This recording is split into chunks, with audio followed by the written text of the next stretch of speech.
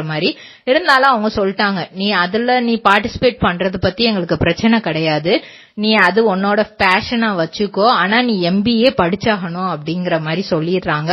So என்ன பண்றாரு அப்படின்னா நெக்ஸ்ட் MBA பண்றதுக்கும் அப்ளிகேஷன் போட்டு அதையும் ஒரு சைட்ல பண்ணிட்டே இருக்காரு. 2013ல டால்ஸ் அப்படிங்கிற படத்துல டாக்டர் அனூப் அப்படிங்கிற ரோல் பண்றாரு. வீட்லயும் ஓரளவுக்கு சம்மதம் வாங்கிட்டாரு.